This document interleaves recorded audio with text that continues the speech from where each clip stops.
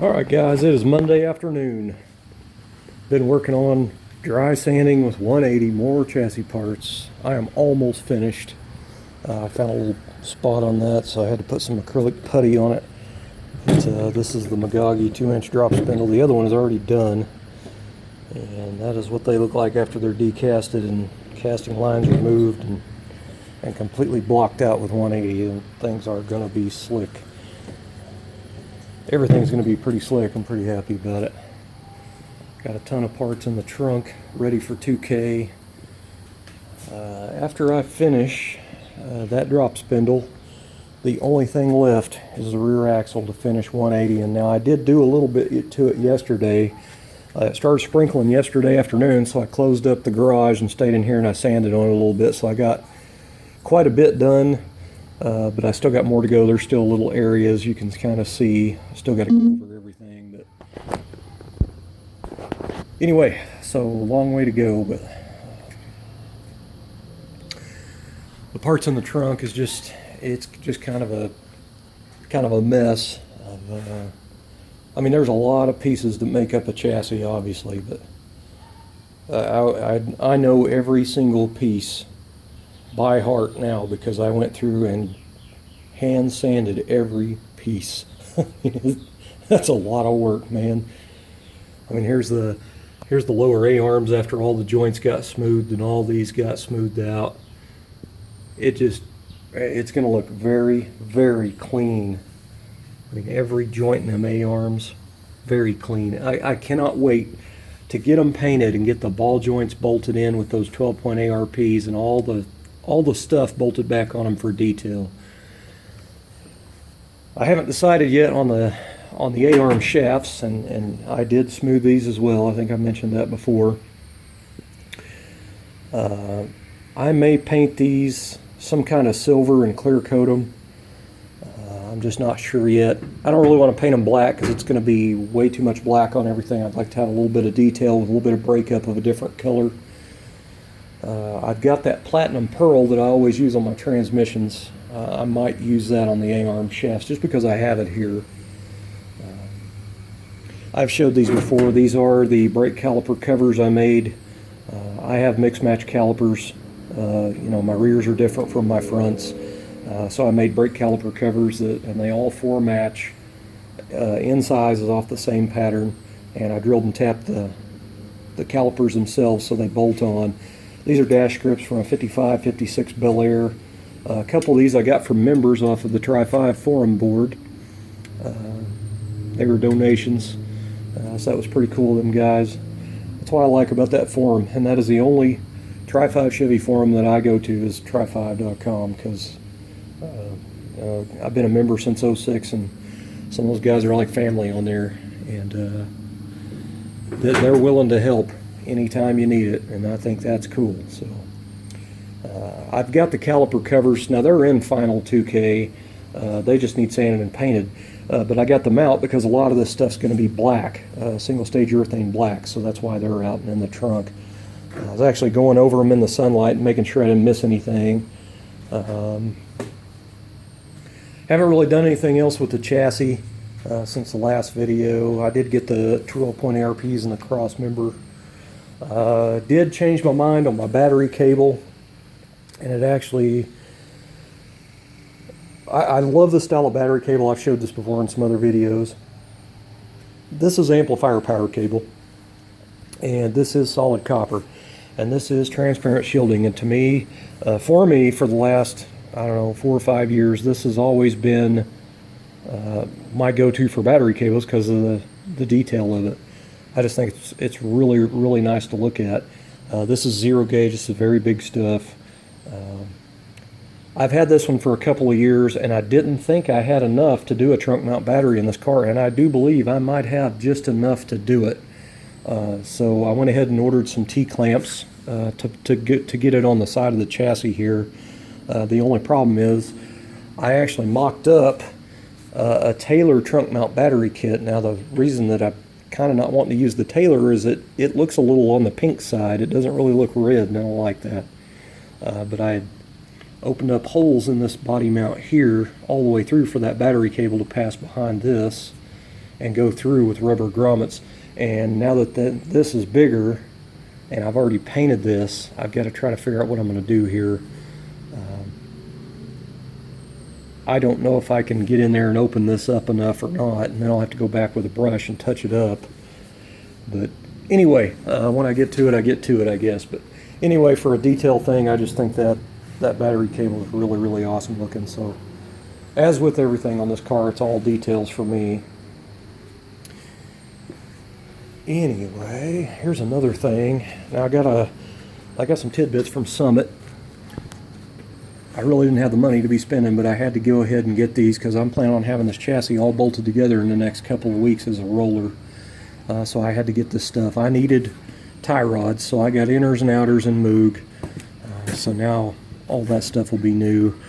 Now here is the T-clamps. This is a company called Made For You.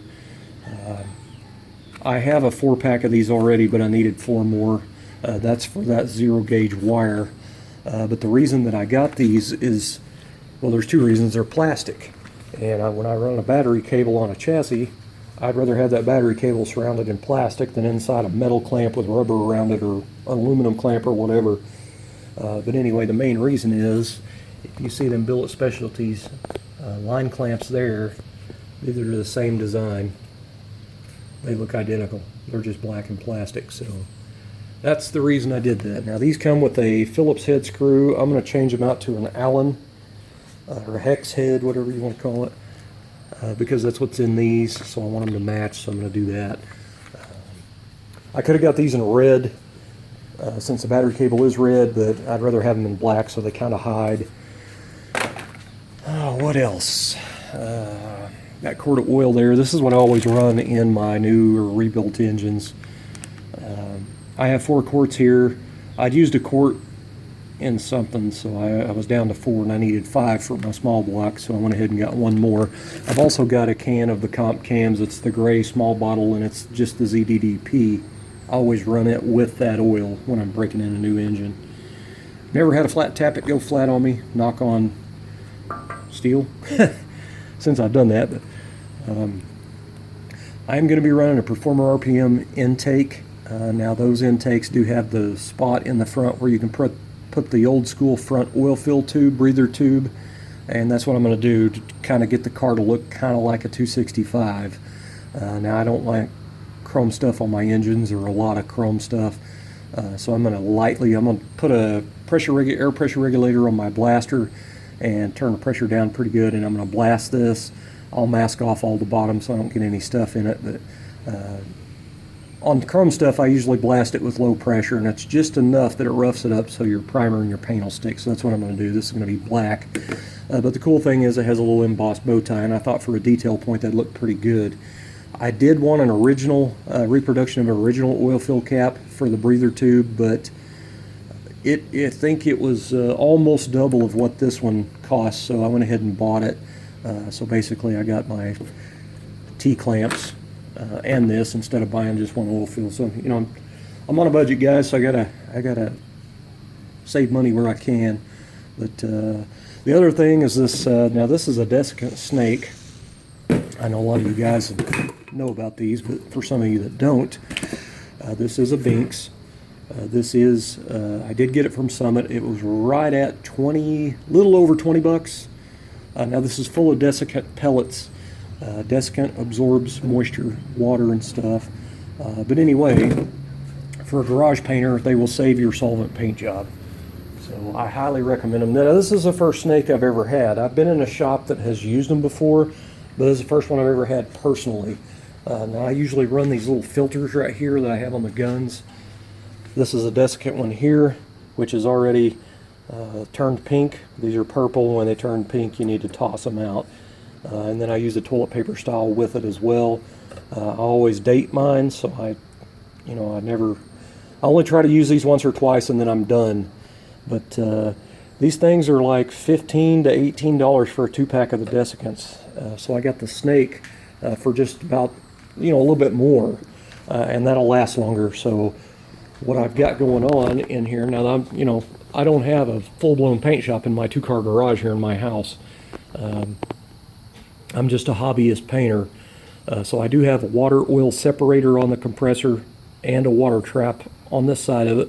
It's totally useless, pretty much, because they're supposed to be 50 feet from the compressor. But those I use there to catch the brunt of the moisture, because we get a lot of humidity here, man. So I get a lot of water.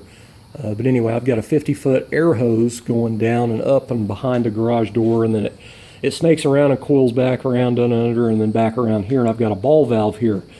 I use a separate hose just for painting, because moisture can get in an air hose as well. Like the one that I'm using right now is for my air tools and my blower gun and everything else. That thing is, it is full of water because it is contaminated. So anyway, I use a separate paint hose for painting.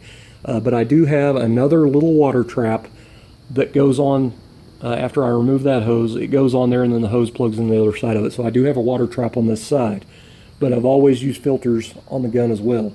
So the problem I ran into is trying to do underneath the rockers in my 55 with that spray gun, with that tall ass pot or cup, I guess, and two of these. That gun is really awkward to use, especially when you're laying down under a car trying to spray the rockers. So I made a mess. So what I'm going to do is I'm going to take the filters off the gun. I'm going to put the desiccant snake on the, I'm going to put the water trap on, then the desiccant snake on the paint gun side, and that should get me good to go. Now I think that desiccant snake will probably last me until I get all the 55 parts painted and done, including all the body painted and everything. So anyway, now that I'm out of breath and I've totally confused you guys, I guess I'm going to get back to work. I want to get the rear end done tonight, and then maybe when I get in from work tomorrow, I might 2K these parts. That would be ideal situation. Or sometime during the week, before Friday, because I would like to start sanding and painting these parts this next weekend. And if you know as well as I do, once them parts are painted, I can start bolting the chassis together. And I got to tell you, these parts needing painted is the only thing that's holding me up on rock and roll, man. I mean, I could really go to town. To get the freaking chassis back as a roller would be an awesome feat in itself. So anyway, guys, I'm going to get back at it, try to get this thing finished up, get this rear end done, and I'll go to bed with a smile on my face tonight.